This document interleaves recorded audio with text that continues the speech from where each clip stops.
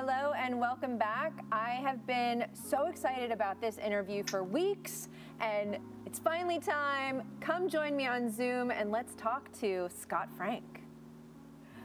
Hello. How are you? Good. How are you? Good. I have shared with our audience already that we had the opportunity to meet and work a little bit together to promote your friend's aquatic pavilion here on the campus. We made a little film in the pool. It was really fun. We basically went swimming with our cameras with all the residents, and it was a lot of fun. I really enjoyed doing that. And what a great facility. Thank you. For me, it was a lot of fun because you are so playful. You know, your entire crew, it was just like, let's grab a GoPro. Hey, there's a pool over there. Let's just rig it up and have some fun. It was great. It was great. We really loved it. We really, really loved it. And I remember we got some great footage too. We were underwater while everybody was exercising. It was a great time. But also the heart that you managed to bring out of the people who were drenched, soaking wet and cold in the pool, but sharing with you everything that participating in the new venture of the swimming pool at that time, how it was life-changing for them. Yeah, that was lovely to hear, and their stories were all great, and we could have spent hours just chatting with them. It was really, really nice. So for me, this ties so beautifully into Queen's Gambit on a couple of different touch points. You met the namesake of the aquatic pavilion, Jodie Foster. If I'm correct, you met her on a project about child genius. Little Man Tate, right. And we made that movie. She directed. It was her first directing job, time she'd ever directed. It was 1990, I think, is when we made that film. I'd written it in college in 1981, say. And it just took a long time to get made. I came to LA and worked as a bartender for a little while. In 1984, I managed to get an agent with that script. And it got me a lot of work, but everybody would read it and say, we love this. We hope someone else makes it. But I was able to work, and I had an office on the Paramount lot by the time I was 24 years old. It was, back in 1984, 85. And then Jodie and I made it, and I was always fascinated with the cost of genius. And when I read the Tevis novel, Walter Tevis novel, which was written in 1983, by the way, and had Bernardo Bertolucci and a host of other filmmakers had tried to make it into a film. But I read the book, and I thought in the late 90s, early 2000s, and I thought this is a much better way to talk about the cost of genius. I love the tone of it. It felt realer and just more real and deeper and juicier. So the interesting thing for me in terms of Queen's Gambit and the juxtaposition of Little Man Tate and Queen's Gambit is you see her over what feels like a much longer trajectory of her life. And is that kind of what you feel pulled you more toward that project, that there was more meat to kind of work with? No, that was definitely a lot more fun to have her whole life to play with and to start with her as a child. But and it also afforded me the chance to create the character of her real mother, so she could see what she might become. And in the novel, the mother's not really mentioned, and she's just I think she's just an alcoholic. And I thought, well, what if she were a genius who'd lost her mind? That would certainly be scary if young Beth was sort of following in her footsteps, or imagined that she might be. But what really attracted me to it was I'd never read anything like it before. The book, it took place in the world of chess, but you didn't have to know a whit about chess to be compelled to read the book. And I did play chess. I'm not a great chess player, but I used to love to play. And so I did understand what was happening, but still, that was the least of it. what was just, it read like a thriller. You couldn't stop turning the pages. And every time I would give someone the book, they would say, really? This is about chess? You're really going to make me read a book about chess? And I would say, just start it. Read the first page. If you don't like it, put it down. And then to a person, they would say, oh my God, that's one of the best novels I've ever read. And it's so beautifully put together. And justifiably, I believe it's the highest viewed on Netflix right now. Is it? I mean, it's absolutely in the top 10. For the first few weeks, it was number one. It's number 3 on the streaming on Netflix for its whole year. In the top 50, it's number 3, and I think it was number 1 2 weeks in a row in terms of all things being streamed for a while. I mean, it's ridiculous. The response is very strange, to say the least, because I had tried to make it as a movie years earlier a couple times and couldn't seem to get it off the ground because of what it is. And so I was so grateful that Netflix, who I call the De Medici family after they made this and Godless, my other script that I couldn't get made as a miniseries. So I was so grateful they gave me the money to make it. It was such a treat to be able to make it. And I felt so good when I finished that I'd done it, and I expected not very many people to watch it. We made it for less than half of what we made Godless, say. The budget was about half, was about $38 million. And we, just because we thought it would be this little thing. And Blair Fetter, the executive at Netflix, who really fell in love with the project, would always tell me how other executives would tease him. They would say, hey, Blair, how's your little chess movie coming, your little chess show? So when it came out and got this response, it was obviously wonderfully gratifying, but at the same time, confusing, really confusing, to say the least. But it is so beautiful to look at the way that the special effects with the chess pieces on the ceiling kind of draw you into her world of kind of measured psychosis. Like, the tranquility pills gets you into this new expansion of the mind, and visually it's just a feast, No, thank you. It was a lot of planning, and it was, I think the big nightmare for me, or the big fear I had, certainly was that, you're making a show about chess. Ultimately, chess is the context for everything that's happening, and there is a lot of chess in it. And so writing the scripts, I was very conscious of the fact that I had to really figure out how I could get away with the least amount of chess.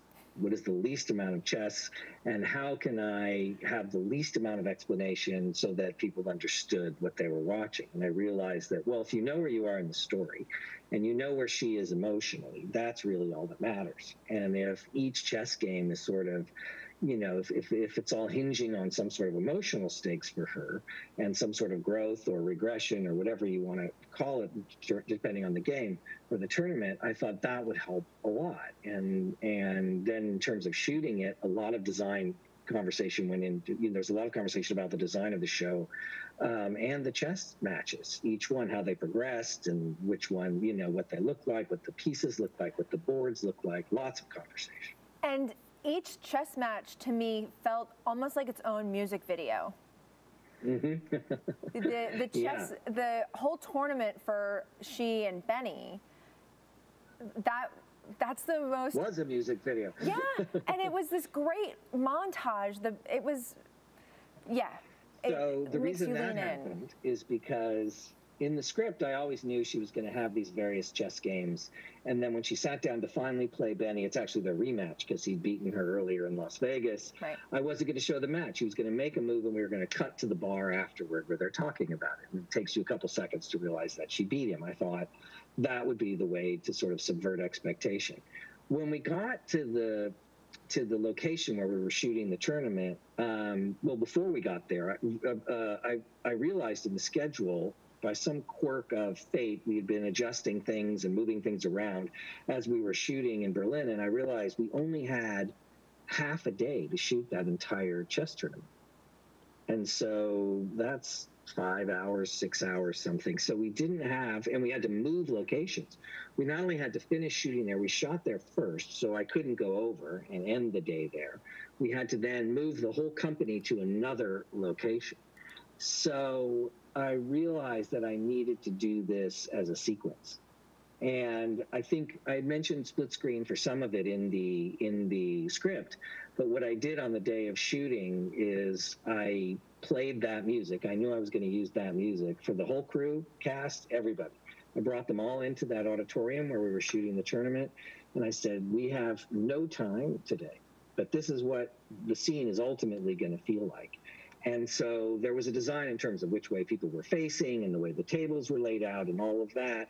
But we had a very minimal shot list because we just didn't have time to do a lot. And we made a lot of new shots out of repurposed shots and did all sorts of things in that montage, and were saved by that music, I think.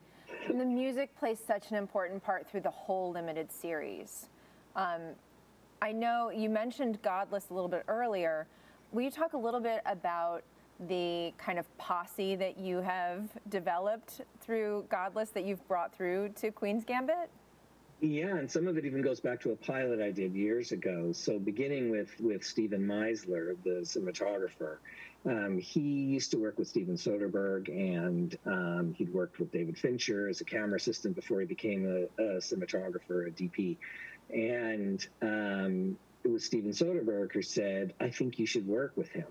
You know, I think you both kind of think the same way. And we began working on this pilot we did called Hoke, that didn't ultimately air, but it was a very fruitful, happy working relationship because we both, you know, don't like a lot of light. We both want to figure out how to keep things simple. How can we shoot something in the least amount of shots without calling too much attention to ourselves and so on, and just making it more about composition. We both sort of think that way. In fact, that sequence you talk about, the chess that felt like a video, was unusual for us because normally I don't even like to cut that way, which brings me to Michelle Tesoro, the editor, who's tremendous, who cut every episode of Godless and every episode of The Queen's Gambit. She was the only editor along with her assistants, who are also terrific. But she is the same way. She's very classically trained. She worked on House of Cards and Luck and had done all sorts of things, and an amazing editor. And she kind of understands where I'm at. And another shorthand we have is with each other. And even Sharon Enriquez, the script supervisor, another one, because, you know, for me, that job really needs to be two people, and to have somebody who can help me keep track of what's happening and I can kind of talk to in detail about everything that we're shooting. And chess stuff was really tricky, and so was in Godless we had a shootout that was, you know, 20 days of shooting and all sorts of little pieces, and so it's tremendous to have somebody like that, and I could keep going. So let's talk a little bit about, first, I love this question for writers, and I'm just going to throw you my generic question. What was it like for you the first time you heard an actor speak the words that you had written? That was a long time ago. A little movie that's not particularly great called Plainclothes that I did. And I remember the rehearsals, just sitting there listening to them speak at the rehearsals. And that to me was less, that was great to hear them speak but it's also, my brain is so self-critical that I'm rewriting as I'm listening to them. Even in casting today, I'll be, you know, auditioning actors and I'll be thinking, okay, I'm going to rewrite that. I'm going to change that. What really blew me away was when you walked outside of the location and you saw 50 trucks and all these people, and, you know, and you spent so much time alone creating this thing, and now there's this massive army trying to execute it. That to me is always the most kind of overwhelming part of it. So the moment that you went from writing to directing, was that even more overwhelming? The crew, the amount of people that you were now taking the helm for? In a way it was, but it was an adjustment because I think a lot of writers mistakenly think that once they start directing, they're going to be in control. And control is a very illusory kind of thing when you're trying to get, 100 people to hold the same paintbrush and paint what you have in mind. It's, it's really picking a lock with a wet noodle as you're trying to get them to execute and I remember thinking how little I was getting every day in terms of percentage of what I had in my head. And I asked a director friend of mine, I was shooting The Lookout. The first thing I ever directed, I was up in Canada shooting that. And I remember asking a director friend, I said, he said, how's it going? And I said, I'm so disappointed every day. We shoot, and on the set, I'd watch things leak out, and then at dailies, we used to go to dailies then, I would watch things leak out, and I just don't know. And he said, well, what do you think you're getting percentage-wise every day of what you have in your head? And I said, honestly, maybe 10%. And he said, oh, that sounds about right. That's good. He said, if you told me any more than that, I would worry that it wasn't any good. But if you really feel like you're only getting that, then it's probably going fine. Okay. But it's a lot to learn how to deal with, that perpetual disappointment. Yeah. So bringing us back from those first experiences to obviously, I don't want to say obviously the most recent. I don't know what you have going on right now, but the most recent that we are going to talk about. You had an incredible, a variety of actors to work with over a variety of ages. Jolene and Beth take this journey that you had a young Beth, but you had the same actress for Jolene. Mm-hmm. When you are approaching them in those different time frames, are you approaching them differently? Are you working with them strictly as like, okay, this is the actor, this is the script, or do you find that you're adjusting for the age that they are supposed to be playing? A little of both. I mean, it depends on what has to be done in the scene and where the actor's at. In the case of Moses, this was her first ever time acting in a film or a television show. She came right out of Yale drama school, but you couldn't tell. Aside from some technical things she wasn't familiar with, she was very comfortable in front of the camera. She was really good. She adjusted very quickly. Her instincts were spectacular. She had great ideas. So you're always trying to locate an actor in the story to help them know where they are, help them know what's coming before and after, because they may have an idea that may make the transition not feel right, and so you're always helping them with that. But if you cast really well, it's interesting. There's not a lot of discussion. What you really want people to do is to feel safe, like they can try things, and then we can talk about whether or not it works, and we can just keep reminding ourselves, what is this about here? What is this about? And let's make all our decisions, even where I'm putting the camera, let's base it all on what is the story in this scene here, and working from it there. I know Anya Taylor-Joy, who played Beth from 15 years old on, she had a very specific walk she showed up with to be young Beth. Kind of a clunky, awkward, gawky little walk she did that gradually went away as she, and the way she could keep track of her sort of place in the story were the wigs. Her hair would change as she evolved. And so I think that helped her to feel different, and the clothes would help her feel different. But when she wore these young girls' clothes, it didn't feel right to walk like a glamorous person. And I think for those same reasons, Moses too just felt, that she was very mindful of where she was at all. She came back later in the story in that leather coat and the boots and the hair and looking all different. I think that that empowered her too. So they use the context and the circumstance and the surroundings, and it all feeds them. And I just sort of am there to encourage them and kind of make sure that we're telling the story we all want to tell. So in the casting process, can you talk a little bit about the moment that you knew Anya was going to be Beth and working with the casting director? And did she have any idea that this was going to be, did any of you have any idea this was going to be as huge as it is?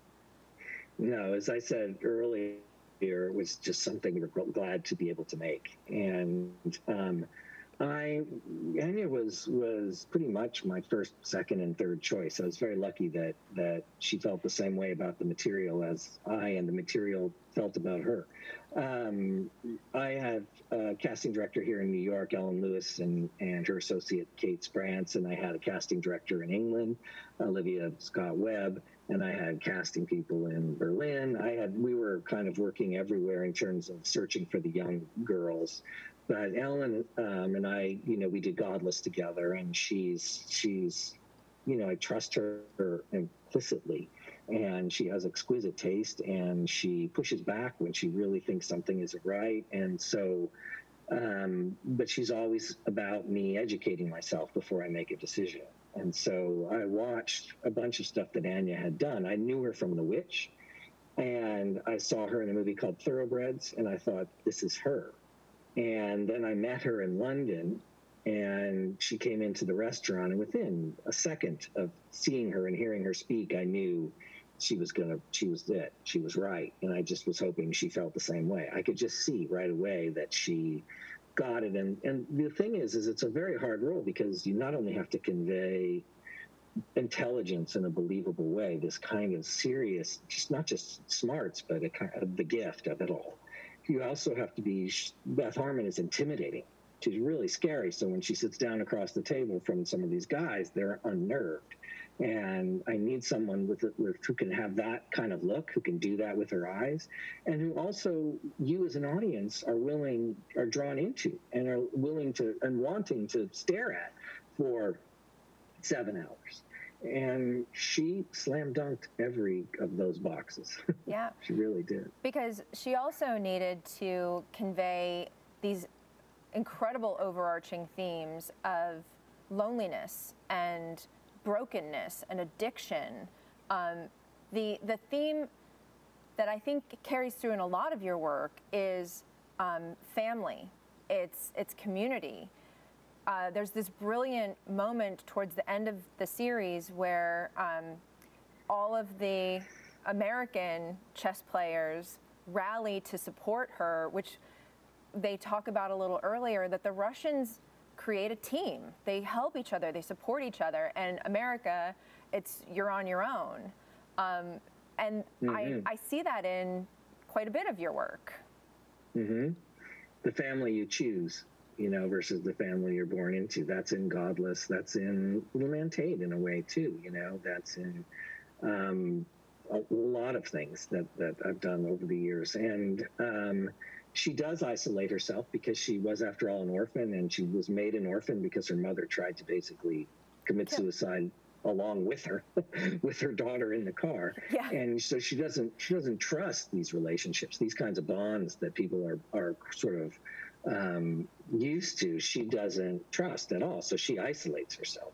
She deliberately isolates herself. And her mother has told her, because her mother kind of knows her mother ain't going to be right for much longer. Her mother says, you need to count on yourself. Those are the strongest people, and that's nonsense. And she ended up embracing these people and embracing, and everybody in the end, they all want to touch her. They all want a piece of her. She's walking through these crowds of people, whereas early on, she's very alone, right, and just sort of surrounded by men who are kind of looming over her. And in the very end, she's in the midst of all these people and walking through all of these people. And so she's finally embraced this idea of not being alone. And there's this also beautiful, beautiful moment in Russia. And I don't mean to jump around too much. You needed dialogue coaches, you needed chess coaches, you were in all of these different locations. So I want to get back to all of the technical support that you had to turn to for this. But there's a moment before she has her major final chess game with someone who she's admired, someone whose work she has been told several times to study. And as she is beating him, right at that final moment, he shares his admiration for her. And it's this beautiful recognition, not just of her accomplishments as a chess player, but her ability to finally control her anger. And there's just this great moment where it's no longer these icons of the play that she can be intimidated by, but she's on their level. And you do that cinematically also. And the actor, you're talking about the game with Lushenko, not her final game, but the game with the guy with the hair. The guy with the hair, yeah, Lushenko. And Lushenko was played by Marcus Logus, who was also our line producer. And we were photographing a set on a scout one day. We were looking at a lobby, and he was sitting at a chessboard, and he plays chess. And he was moving the pieces, and he was sitting there, and I just looked at him, and I thought, he's German. But I thought, he looks Russian. He looks amazing. He's really singular in his appearance in a way that you'll remember him. And he has, as a human being and as the character, he has this incredibly sympathetic demeanor, this very sweet demeanor. And you can see he enjoys what she's doing, and he enjoys watching just somebody who's great at what they do. Yeah. And he knows what she feels like because he's been around for so long. And so I asked Marcus, I said, will you do this? And he was amazing. Brilliant. Amazing. And yeah. I don't understand how his facial hair does this, but his mustache instantly gives you a bigger smile on his face, and you feel this warmth and affection that is such a juxtaposition for the kind of cold play that you've seen multiple times. And the Life magazine interview where she says chess can be beautiful, it's in that moment that me as an audience member finally kind of got the beauty of that. And I have no idea that he wasn't a real actor. I mean, he's a real actor now, but he was tremendous, and he like I said, and that mustache, by the way, Daniel Parker, who did all the hair and makeup design. You know, Marcus really has this beautiful beard and hair, but Daniel said, what if we just give him a little, a slight little twist there, and it made a huge difference. Yeah. The hair, makeup and hair are also a key. The fashion throughout this is incredible. But again, I'm jumping too far ahead.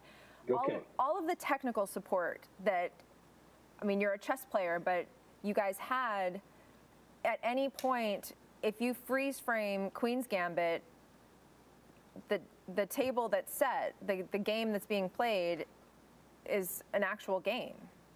Yes, they were all playing actual games that were designed by Bruce Pandolfini for the earlier tournaments, and in the end, they were designed by Garry Kasparov, designed the last two games. And Gary also, you know, he's the world's greatest chess player.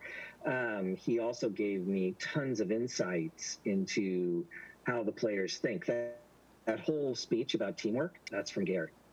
All the stuff when they're talking about her on the elevator, how she's an orphan and she has to win because what else has she got? That's from Gary. The fact that the KGB followed him around, all that. And initially I'd gone to Gary, who's not an actor, to play Borgov. I thought it would be great to have Garry Kasparov play Borgov. That would be tremendous.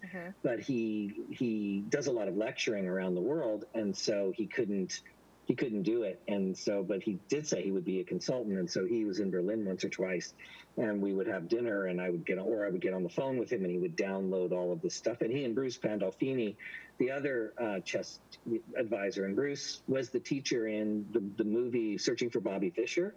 Ben Kingsley played Bruce Pandolfini because Bruce really taught that young man, Josh, in real life. So Bruce has been around, and he also was the consultant on the book, The Queen's Gambit, for Walter Tevis. They had brought him on, Simon & Schuster, way back when to help make sure that the book was accurate. And the title was a suggestion that Bruce made. So it's all from So they're all kind of have been around for a bit. But to have them there, and we had 2 German consultants as well, who were on the set, because we have tons of extras, many of whom were real chess players. And so they would be making sure the boards were all set up. So if you look over at this board, they're all really playing what they're supposed to be doing. And so it was a challenge. It was a challenge. We made a couple of mistakes. We knew we were making them, but we did it either because we didn't have time to do it the other way, or because I made an edit that skipped something. But for the most part, and then some games you never see the chessboard. Like when she plays the adjournment with the young Russian boy, who's Andy Serkis's son. Andy Serkis, who played Gollum and does all the stuff. That's his son. He's a tremendous actor, just tremendous. But when they play the first half of the game, you see them moving the pieces, and it's very intense. When they come back the next day to finish, you never see the board until he resigns. You're on their faces. She's walking around, and he keeps looking at her, being unnerved by the fact that she won't sit down, and never see the board. But they're still playing the actual moves they're supposed to play. Because the thing I had no idea about, there are these larger display chessboards so that the audience can be observing who's moving what and where. And a lot of times we spend more kind of visually on those larger boards than on the game that they're playing, because you're so much right here in the eyes and on the face. And there's incredible stretches of no dialogue that you're still leaning forward and on the edge of your seat for. And so there were some instances, particularly early on and at the end, where I would have someone talking about the match. Whenever I needed you to know, I would have someone. So there's the announcer in Mexico City. There are the 2 announcers in Russia, the Russian and the British gentleman. So whenever I need it, we would figure out a way to cheat it in. And the boards, the display boards, which exist in some form, we've stylized them to a degree, but they were another way to vary the visuals, so that you're not just looking at a face of the board or the audience, that there's other things to see happening that we can keep, so that there's a sense of movement. So you have a lot of things to be proud of in your career so far, and there are more things yet to come, and we're not anywhere near the end of the interview, right? As you look back on your career, 87 years from now, will the fact that the sale of chessboards went through the roof in 2020 be one of your bigger accomplishments? I think it might be, yeah. I think it might be, and something I never would have guessed, that's for sure. It was so much work to take on as well, because you not only got the rights, wrote the limited series, directed every single episode, you're also EP. I had help there though too, with Bill Horberg and Alan Scott, and Bill and I go back to my Paramount days. I've known Bill for as maybe even longer than I've known my wife, 30 some years. So he and he's a fantastic producer. He's produced everything from The Talents of Mr. Ripley, Gold Mountain. I mean, so many different movies over the years. And so it was great to have him there. And even with the writing of the script, I could give him each script, and he would be very fast and very surgical and specific about what I might do, and would always have great ideas. And so I was lucky. I had a lot of help. I was surrounded by all those people I mentioned, plus, the composer I've worked with now 3 times. And he used to be my guitar teacher many years ago. And I had hired him to help teach me about music theory, because I thought I would write my own scores, because I play music. And he and I became close. And in the practicing of writing a score for a movie that actually never got made, I realized, oh, he's really good. And so I said, someday I'm going to let you compose for him. And he was a student then. He was getting his PhD at USC in composition. And he said, sure, I'm sure you will. And he moved to Florida and became artist in residence at the Miami Symphony, and was head of the Frost School of Music and the pop department. And he ended up doing the score for me on A Walk Among the Tombstones. And then he did the score in Godless, and was nominated for 2 Emmys, won one, And then he did this, which is his masterpiece, I think. It's a gorgeous, gorgeous score. It's a gorgeous score. And also, your music supervisor, the person that chooses... Randy Poster, yeah. He's amazing, just amazing. It did feel like you're transported back to the 60s. And the use of the music in some of the scenes for like Seduction and Fever is one of my favorite songs ever. And the scene that plays in the series, solidified the large spot in my heart that it has. Yeah, and plus she does that dance, which is just crazy. Yeah, Harry had no chance. Harry had no chance. No, Harry had no chance. So when you were going into this whole process, and actually for any of the stories that you impart, do you go in hoping that the audience is going to take something from it, or is it really just about the expression of this story because it's what you need to say? Maybe this is just another way of saying what you're saying. You hope people connect to it. You hope that people are transported in some way and feel lost in it, that they're not bumping out of it too often. And that they, for me, I don't know what I want to say until I've said it. Usually it's just about the yarn for me. I love this story. I love these characters, and they're intertwined in a way that feels really interesting to me, and I'm infected by it. And The Queen's Gambit, I read the book, and even though it's written by Walter Tevis, I read it and I quickly steal it from him. I feel like this is mine. I know this. I know what this is. The book is his, but the show is going to be mine, or the movie's going to be mine. And and the gift he gives you is this inspiration and these details, but you ultimately, you have the desire to tell the story. You want to tell the story. You can't stop yourself from doing it, and you love this book and you want to protect it. Or even if you're adapting something where you're not keeping anything but the idea, you still, hopefully if there's a purity of your intention, you're doing it because I have to tell this story. And then you learn what the theme is near the end, and you learn what it is you're trying to say, and you realize, oh my God, I said the same thing I said the last 3 times, so. So the residents here on the campus, which are people who are retired from the entertainment industry, they were gifted the first 2 episodes of the series from Netflix. So some of the residents who already have their own Netflix accounts have seen the entire series already, and I might try and figure out a way to quietly show the rest of the series to those residents that can't afford their own Netflix account. We'll make that happen. We can make that happen. Come on, we can do that. Because the first 2 episodes, first of all, the way that the first episode ends,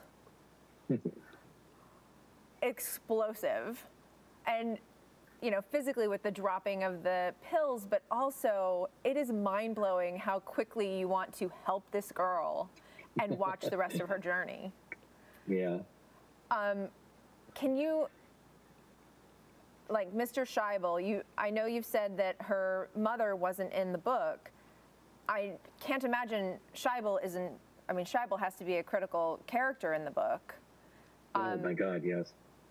So I changed very little. I mean, the whole show follows the book very closely. There are certainly additions and things and subtractions from things and changes that I've done here and there, but I knew I had something golden, and Scheibel in particular. It was just a question of I could have done a whole show about Mr. Scheibel. And Mr. Camp portraying Mr. Scheibel. Yeah, Bill Camp is an amazing actor. Yeah. Amazing actor. Yeah. Yeah.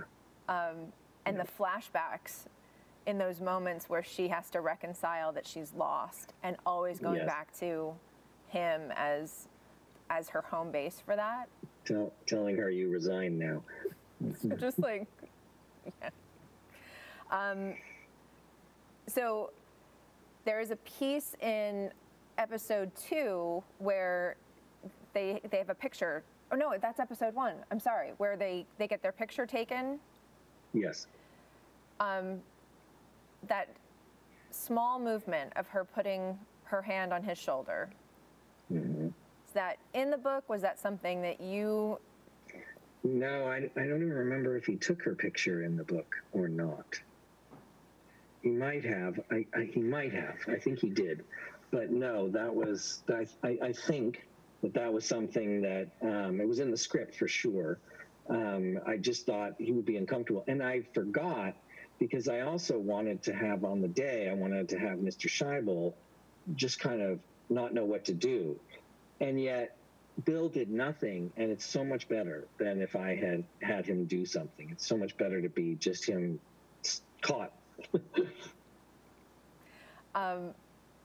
When you first see it, it's heartbreaking.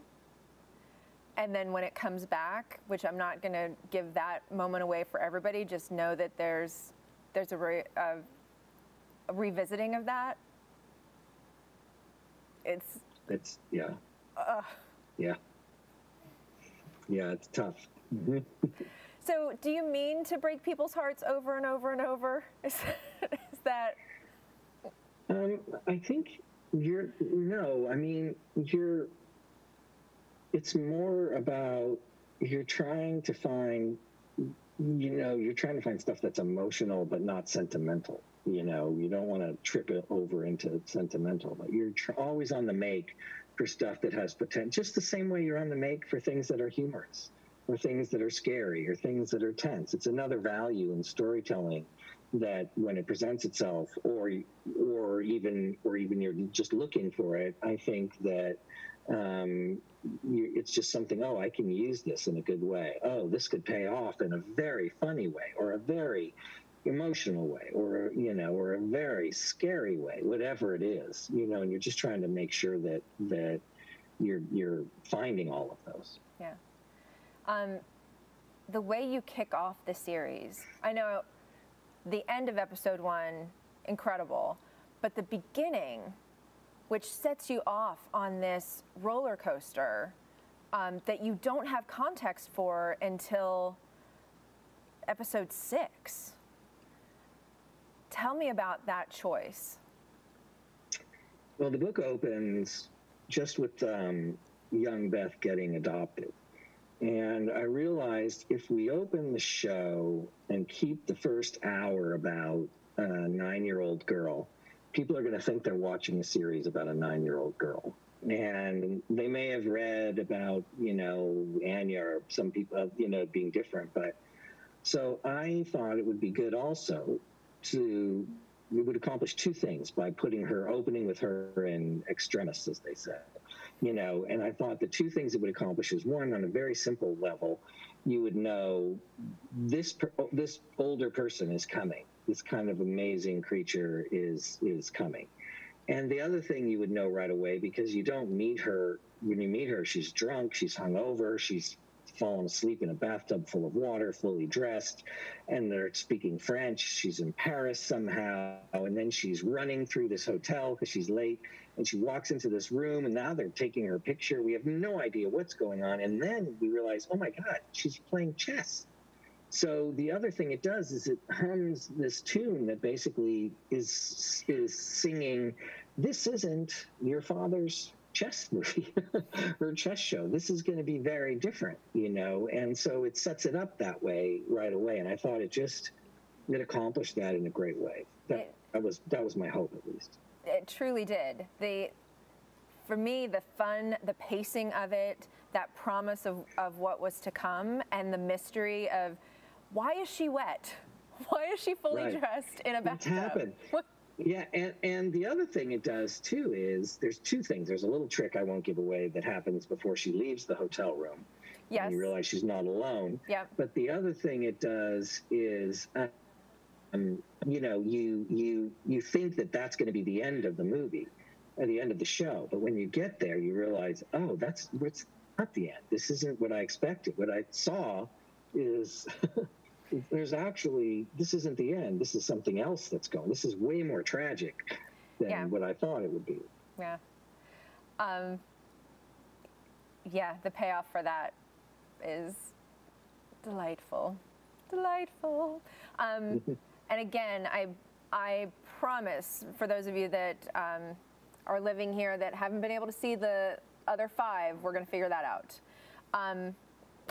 All right, so I wanted to talk a little bit about the fashion choices, the color palette. There's a very, like I said, you feel like you're in the 60s, the transport to that time, and the transformation from when she is coupled with Mrs. Wheatley to when she really takes on her independence. Also, I feel transports you through a couple of decades.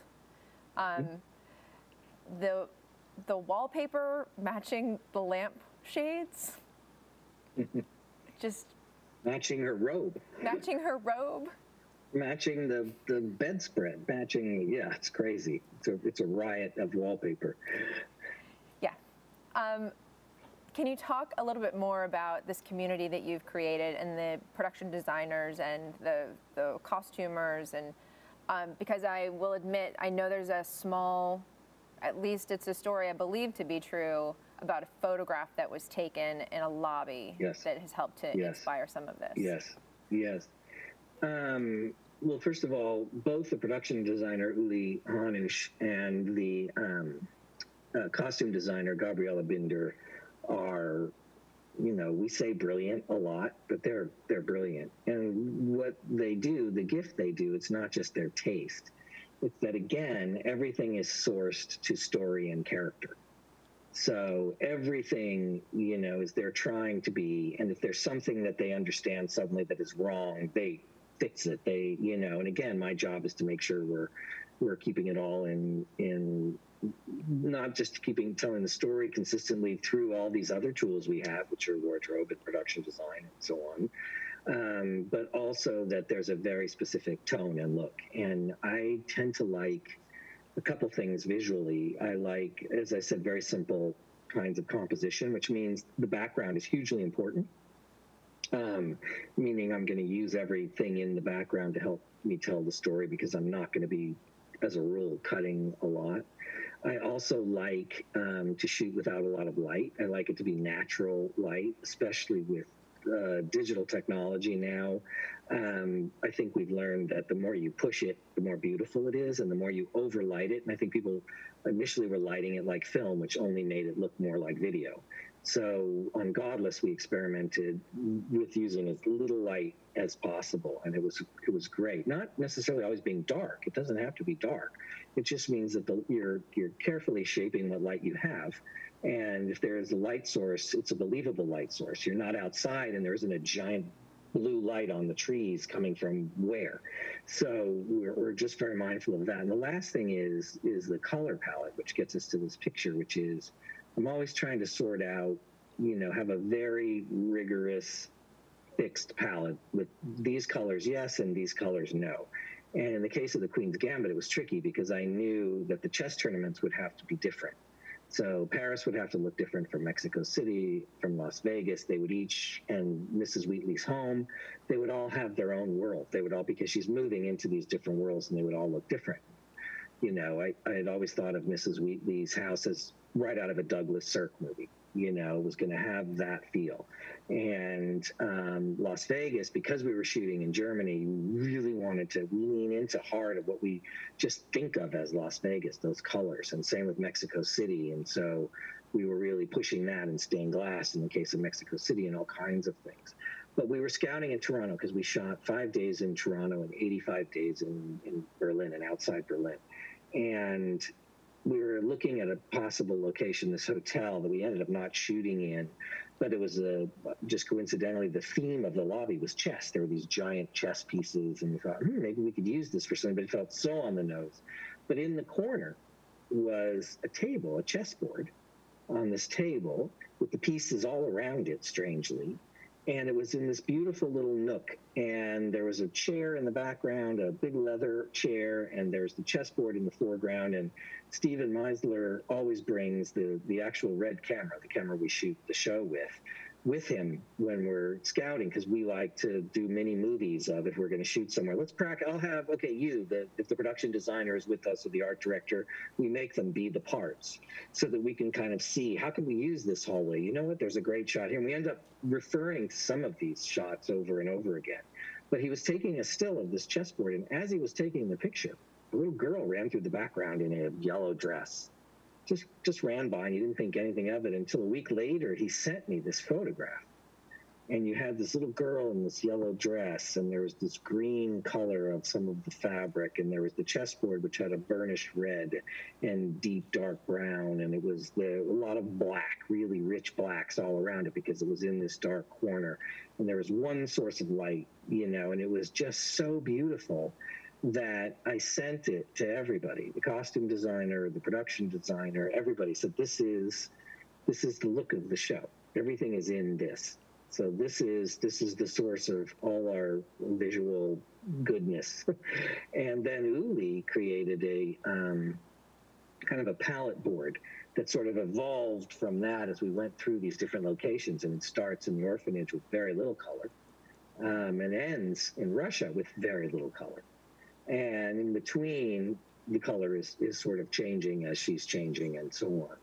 And then you hope, once everybody you've had this conversation, and you know that the costume designer is going to talk to the production designer about, well, if I have her wear this, what is the wallpaper like behind her? What is the wall like behind her? Where is she going to be sitting in this chess tournament? What is the palette for this tournament, so that her clothes will work all in concert with it? And then I let them go, and the only thing I do is if it's just telling the wrong story. But you want to just inspire people. You don't want to tell people exactly what to do when they're that talented. It's like giving an actor a line reading. It's not going to feel right. If you can get them to understand it from the inside out, it's going to feel so much better. So you can have the right sort of conversation, or they just understand it. And same with all of the craft side of things too, the production design and the costume design and the hair and the makeup. If they all if you let them run and you let them do, their ideas are going to make what you were thinking of initially better most of the time. And so that's sort of how we work. And then I may pull back here or push there. But everybody, props, all of that, it's all of a piece, and it's on the one hand very controlled, but it's controlled by all of us. So there's a great moment where Beth is styling her hair in the Natalie Wood's style. She's got Yeah. Now, is that part of that collaboration where Daniel says, "Hey, what do you think about this?" And you're like, "I think we put that on the mirror. That's what I think we do." Yes. I think there's a lot of that, and I think that to show how she's evolving, and he very carefully mapped out what she might look like. And there were things I was very nervous about, but he was right. And sometimes I'm very nervous and I say no, and sometimes I'm very nervous and I say, let's go for it. Let's just see what happens. And he did. He had a very careful kind of chart of how she would progress. And the Natalie Wood was one section, and we wanted to. I wanted to give a reason for why. What I love about Beth is she looks at people, whether they're being sexual, whether how they're dressing, their shoes, whatever. She tries to be like everybody she sees, and she keeps changing until the end. She's her own person. But so it was an opportunity to both sort of just tell you where her hair is coming from, but also really talk about her character. Yeah. The last outfit that she wears is this incredible transformation into like being the White Queen. And I would imagine that hat is very specific because it's so evocative of that. Mm-hmm. And the other thing I love about the last scene is the juxtaposition of the simultaneous that she plays as a child. That there's this room full of chess players that are opposed to her, that she's battling one-on-one. And then at the end, this community of men that play for the love of the game. Just like let's sit down and have a And good instead of those kids in the high school who scare her, and one kid drops his bowling bag on the floor, and they're all kind of really intimidating, and they don't go near her. She's at a distance. Here, they envelop her, and they just swarm around her. And it's also, at the very beginning, you have that shot when she sits down at the table with Borgov, and she's hungover and drunk and sweating, and it's a very tight close-up. More and water. At the end, it's More water. it's the same, but just for talking about the opening scene before you even get to the chess match, where she just sits down and we do this kind of big close-up of her. And at the end, it ends on a big close-up of her, but she's smiling and relaxed and saying, let's play. It's a very different thing, but they're basically the same size, same shot, just different places and different wardrobes. So I have a very dear friend, not in the industry, because I try to make a lot of these questions come from, those of us that care and know the inside track. So this friend of mine who's a special ed teacher, after we binged Queen's Gambit, I had a Zoom call with her, and she said, I loved it, but I was so tense because I kept waiting for the bad thing to happen. And it doesn't. And I think that is why the word is spreading and why everybody is piling on. In a year full of the next bad thing is happening, you present this gift to us where you can enjoy and be playful and root for someone and not have Mr. Scheibel be a creepy predator and not have, Mrs. Wheatley turn into someone who's, abusing her power over her daughter. It's such a beautiful piece and constructed so well, and not only lovely to watch, but a great world to be part of. Thank you, and thank you, and your friend. I have done plenty of movies in my career where bad things happen.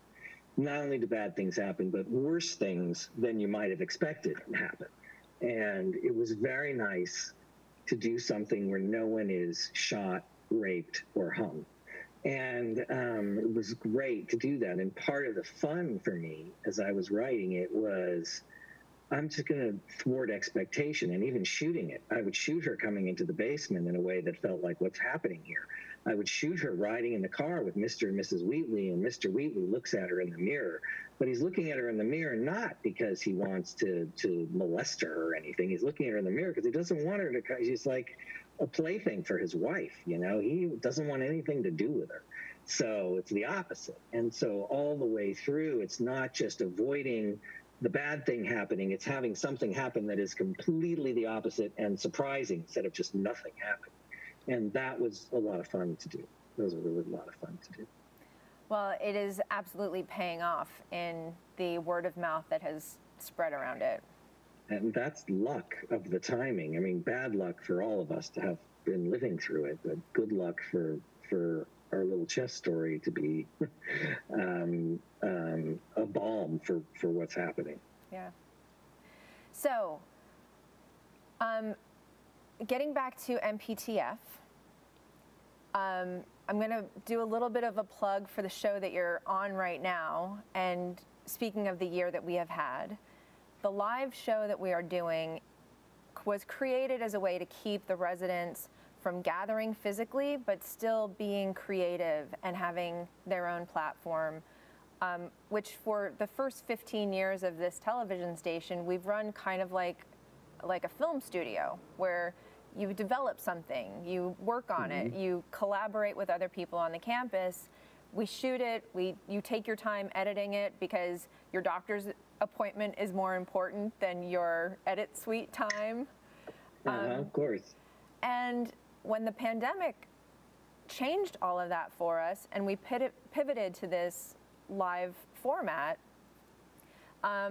we were trying to think outside of the box and have creative ways to inspire joy and to get through what is, undoubtedly one of the hardest times in most of our lifetimes. We do have a woman here that lived through the Spanish flu, So, wow. yeah. So I don't want to say for all of us this is the hardest of times because we got one. But one of the things that we started doing was playing games. And Celebrity Password was a game that we came up with because we had some celebrities in our network that wanted to, check in with the residents and do it in a way that was safe. So Jodie Foster came on to play Celebrity Password and then said, oh, I've got something even better, and started hosting games of Mafia. Oh, wow. For the residents. Have you played Mafia? No, I only know barely what it is. It's, tell me. So it's basically a murder mystery game where a couple of people are designated as Mafia and they kill off other people in the party. Oh, I have played this. Yes, I have played this game. Yes. Yes, years ago. Okay, so Jodie decided to host that? So Jodie decided to host that, and it's taken off. She's doing something else really incredible with her time right now. So she hasn't hosted in a few months, but she's promised that she will come back. We've adopted it, and it's a way for our next gen group, instead of coming out for tours like they would come and see the, aquatic pavilion, and now they get together and play Mafia, and they're killing each other and having a great time. Awesome. So I would love to, at some point in the future, when Jodie is hosting again, invite you to come and play Mafia with us. Happily. Say when. Happily. I also wanted to give a little love to Karen Rosenfeld and to Jeff Harlacher. Again, MPTF is all about the entertainment community and the families that we choose, as you talked about. Jeff and Karen both helped us pivot for a major fundraising event that we do called Real Stories, Real Lives. Mm-hmm. And it was all virtual this year, and it's a night of, Real Stories, Real Lives. That's why you filmed that piece. Mm-hmm. This year, it was done online, and we were able to share it with 100 times the amount of people we would have been able to in a live setting. Oh, fantastic. Yeah. And Jeff was a major support to get that done in a way that we wouldn't be embarrassed with the sound and color levels. Oh, fantastic. Yeah. So. Fantastic. Is there and any... Karen is an old friend of mine forever. In fact, we're working on things now as we speak. I love Karen, and I've known her for so long. She's a wonderful person, a wonderful producer, and you're lucky that she's helping you. We're all lucky. Yeah, we feel very fortunate. She's been on that committee since it began 12 years ago, and it's hard to believe it. Not 12 years ago, 9 years ago. Wow. Yeah, still. So, what is coming up next for you? I'm going to write for a year. I don't want to go shoot anything during COVID. I'm in no hurry, at least. And so I think it's going to take a while, and I have many friends who've been shooting and they have to start and stop, and and some of them actually get sick. I just talking to a producer friend of mine today who got very sick shooting in London, got COVID, despite all the protocols and everything, and he's still, a month later not feeling up to snuff. So there's a lot of, so a lot of that I'm trying to avoid. I'm going to write a script called The Sparrow, which is based on a Mary Doria Russell novel that was written in the 90s, another one I've wanted to do forever. It's a science fiction novel about Jesuits who make first contact in Alpha Centauri. They've invested in space exploration as a way of proving the existence of God in other worlds. And as Jesuits do, they are the explorers of the Catholic Church. But they go off and everything that could go wrong does. And it's going to be it'll be a limited series on Hulu, and it's going to be directed by Johan Rank, who did Chernobyl. So that'll be my year, I think, for the moment. Am I right? There's someone else from Chernobyl that you collaborated with for Queen's Gambit. Daniel, their makeup and hair was worked on Chernobyl. He did the makeup. Very different kind of makeup. Very different. But yeah, same. Yes, that was Daniel. Yeah. All right. So I've been trying to figure out a way to get my own fan geeky question in. So I'm just going to say it.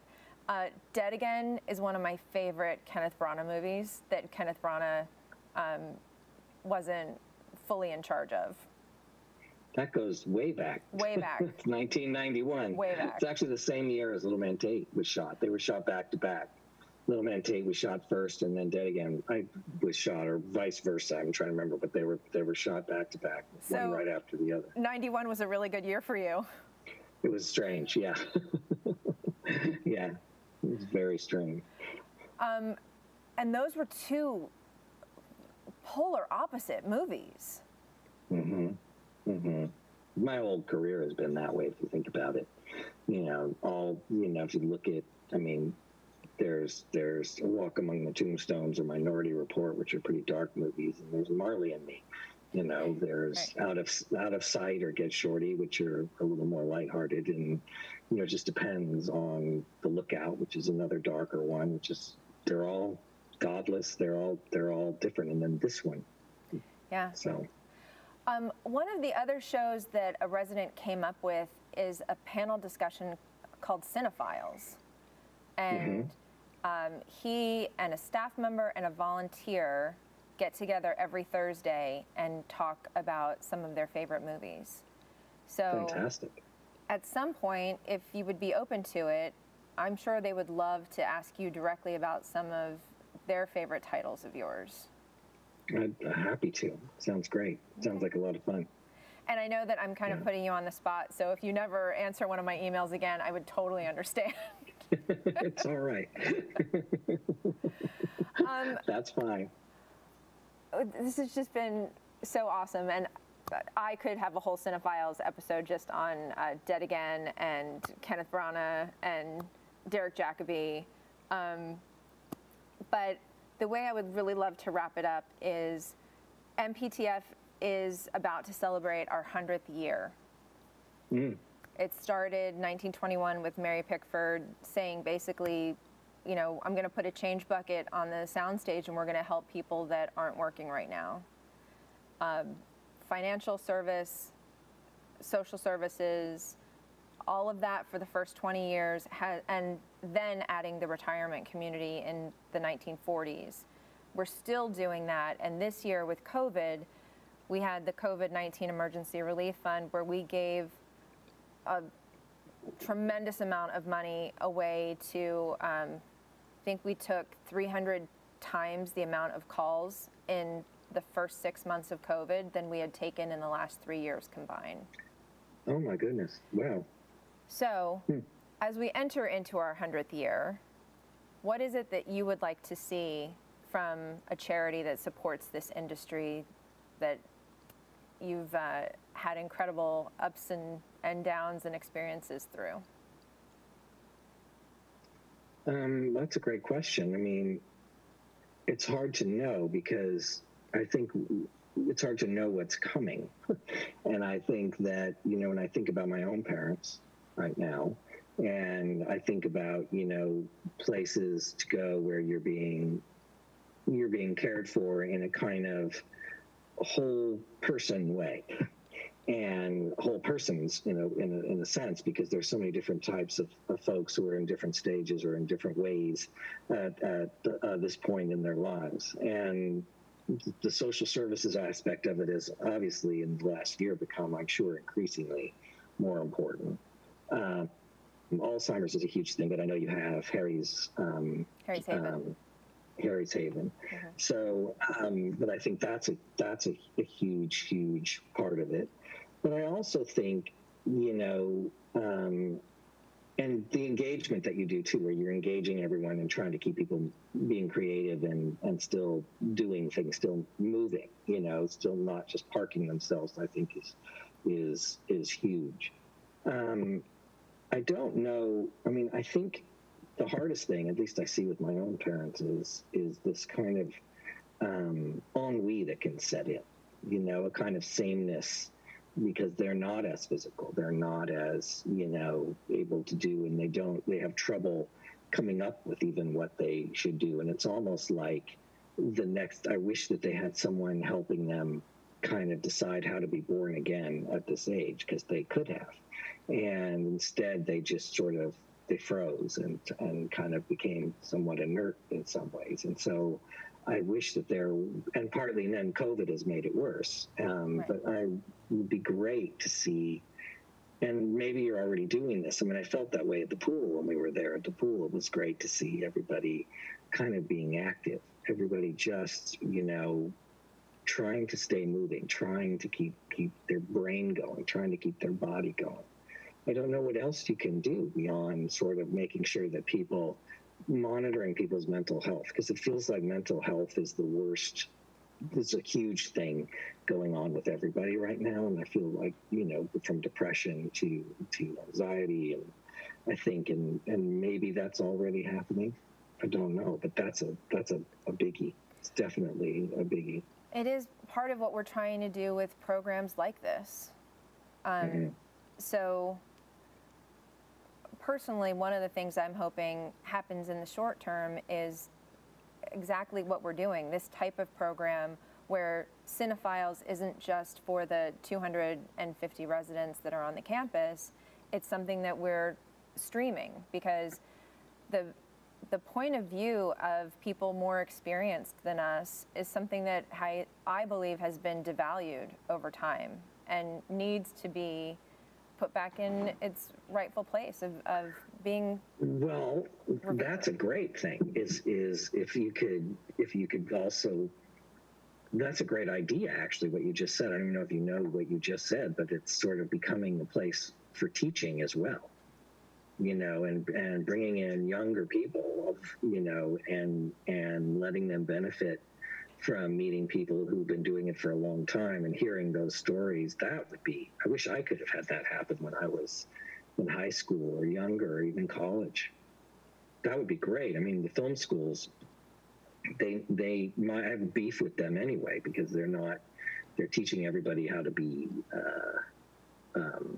electricians. They're teaching everybody how to kind of know how to work a camera, but there's nothing else. It's a harder thing. They say they're teaching people how to tell stories, but they make me nervous sometimes. Yeah, before COVID, we were very intergenerational, and we're still trying to do that through the programming here, but we were having high school students and film students come for an instant film festival, which was a single day where they would collaborate with the residents and make a film in 4 hours. Fantastic. Yeah, and the thing we would tell those students is, you might know the technology, you're going to be great at Premiere or Final Cut or whatever it is that we have Premiere here, but your storytelling abilities pale in comparison to the people who've done it for decades. So meet them, ask questions, learn. That's a great idea. That's a great idea. I love that. Yeah. Yeah. I'll keep working. That's wonderful. Yeah. Boy, I've got my list. Thank you so much for taking the time. I know that you've got something else you have to run off to. I really appreciate it, and I can't tell you the number of times that I shared the film that you made of the pool and the difference that it made to this campus. Oh, I'm so happy. That above everything else makes me really happy. Thank you. Thank you for having me. It was a real treat. Thank you. Enjoyed it.